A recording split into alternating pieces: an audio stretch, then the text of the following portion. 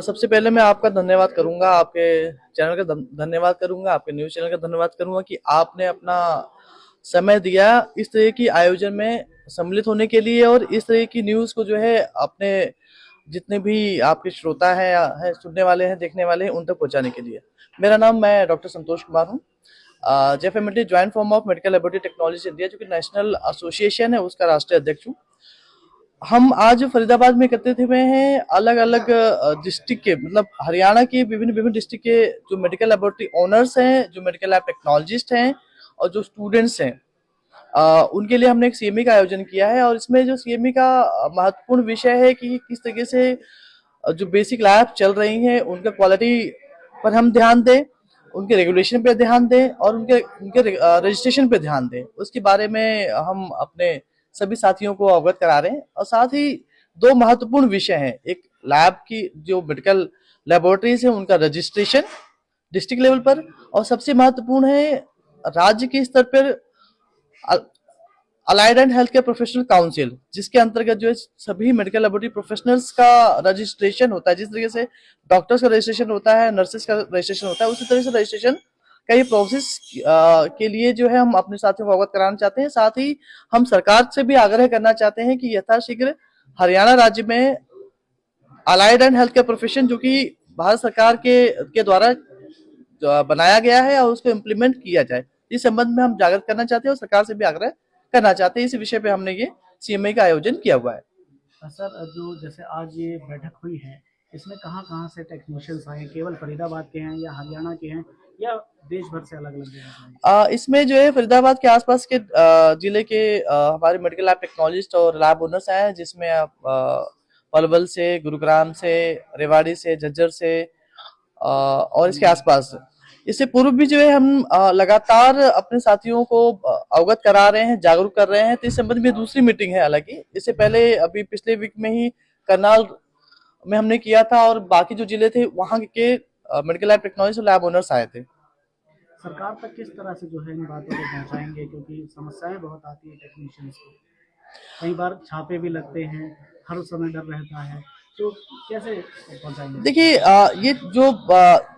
ये जो छापे वाली बात की जाती है ना कि अवैध है या इलीगल है, इसको लेकर के ही हम सरकार से कहना चाहते हैं कि भारत सरकार के स्वास्थ्य मंत्रालय ने एक NCHP, national commission for allied and health care profession का गठन किया और उन्होंने कहा कि सभी राज्य जो है अपने राज्य में allied and health care professional council का गठन करें, जिसके अंतर्गत जो है इन सभी मेडिकल लैब टेक्नोलॉजीज का रजिस्ट्रेशन किया जाएगा। तो जो अवैध वाली बात है वो अवैध नहीं होगी। और जहां तक जो है अगर कोई कहता है कि अवैध है तो उनको नहीं कहना चाहिए, इसलिए क्योंकि कहीं ना कहीं वो जो भी प्रोफेशनल्स हैं वो डिप्लोमा और डिग्री करके आते हैं, diploma in medical lab technology करके आते हैं, BSc in medical lab technology करके आते हैं।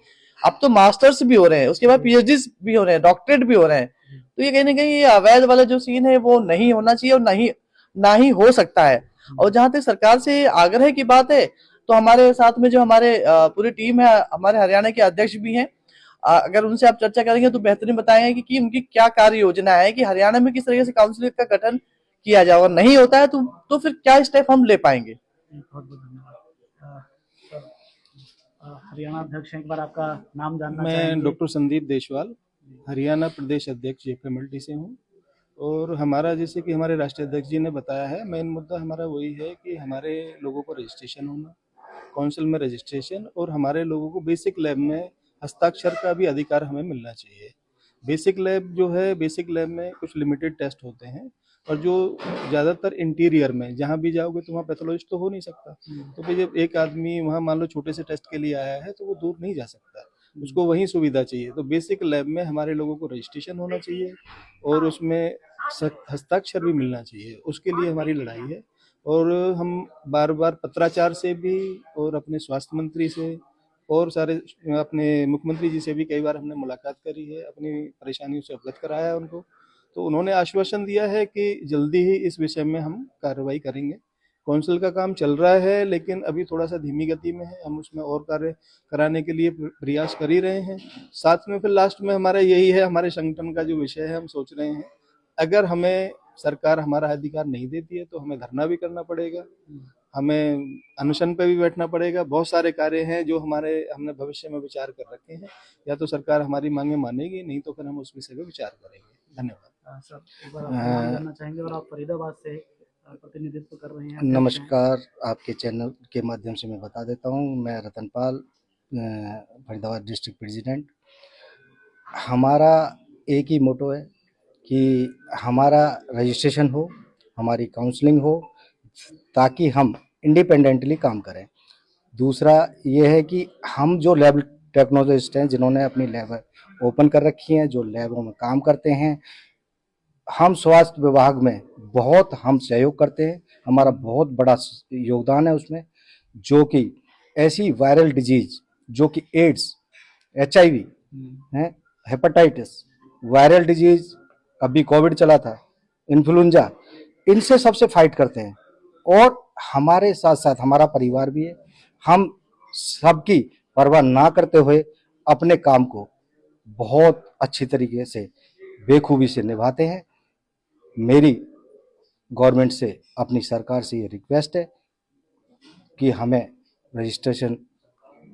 रजिस्ट्रेशन कराया जाए, ताकि हम अच्छी तरीके से अच्छे उस पर एक काम कर सकें और लोगों को उसका फ़ायदा मिले, इस सुविधा में। फरीदाबाद जिला जो है स्मार्ट सिटी भी कहा जाता है और अब महानगर भी कहा जाता है, और इसमें कितने टेक्नीशियंस हैं और क्या क्या समस्याएं, क्योंकि आप फरीदाबाद के अध्यक्ष हैं, आपके सामने आती हुई कि आए दिन छापे भी होते हैं, इस वजह से परेशानी होती है काफ़ी। जबकि आप लोग स्वास्थ्य विभाग में, जैसे आपने ही अभी कहा कि आप लोग बहुत ज़्यादा उनका सहयोग करते हैं, क्योंकि सरकारी अस्पतालों की बात करें तो वहाँ पर किस तरह के हालात रहते हैं, उसके बाद तभी जो है लोग आते हैं और बहुत कम रेटों में लोगों को जो है इन लैब्स में जो है उनकी जांच होती है, या उनकी क्योंकि वहाँ पर भी सरकारी अस्पतालों में लिखकर बाहर से दिया जाता है, वहाँ नहीं हो पाता। लेकिन आप सहयोग भी कर रहे हैं, समस्याएं भी आती हैं, तो कैसे रहेगा आगे? मैं आपके चैनल के माध्यम से बता देता हूँ, हमारा जो लैब फरीदाबाद के अंदर लैब हैं, इनका बहुत ही बड़ा योगदान है, जो कि मैं पहले बता चुका हूँ। और रही बात छापों की, छापे वाला तो कोई सीन ही नहीं है, क्योंकि हम लोग बहुत ही एजुकेटेड लोग हैं। हमने degree, diploma, master degree, doctorate, हम सभी अपने इन सर्कल में होके काम करते हैं। और हमारा CAA का रजिस्ट्रेशन है। हमारा अभी जो गवर्नमेंट ने जो मुहिम चला रखी है स्पुटम की, जो कि टीबी को बिल्कुल ही खत्म कर, हमारे प्रधानमंत्री के भी ये है कि टीबी को खत्म किया जाए देश में से, और उसमें हमारा लैब टेक्नोलॉजिस्ट भाइयों का बहुत बड़ा योगदान रहा है, उनका बहुत सहयोग है। और छापे वाली तो कोई दिक्कत ही नहीं है, किसी भी प्रकार की, निडर होकर काम करते हैं। हमेशा और शांति से अपनी मांग उठाई जाती है, लेकिन अगर सरकार आगे नहीं मानती, जैसे हरियाणा के अध्यक्ष ने भी कहा कि आंदोलन भी करना पड़े तो फिर अपने हक के लिए आंदोलन भी करेंगे। बिल्कुल तो करेक्ट है सर, आंदोलन बिल्कुल कर सकते हैं सर, क्योंकि हम वही काम कर रहे हैं, वही डिप्लोमा, डिग्री, डिप्लोमा किए हैं, उन्हीं इंस्टीट्यूटों से किए हैं जिन्होंने रजिस्ट्रेशन करा रखा है। और हम चाहते हैं, अगर एजुकेशन करा रहे हैं तो एजुकेशन की उनको प्राथमिकता भी दी जाए। यही हमारी लड़ाई है, हमें किसी से कोई लेना देना नहीं है। हम अपना काम बहुत ही अपने अच्छे तरीके से करते हैं, क्वालिटी वाइज करते हैं। हमारी बहुत पुरानी लैबें हैं, 30 साल से हम लैब चला रहे हैं। मेरी खुद की लैब 30 साल से ओपन है फरीदाबाद के अंदर, और एक ही क्वालिटी वाइज काम करते हैं। तो मैं आप सभी का बहुत बहुत धन्यवाद करना चाहता हूँ। Thank you so much.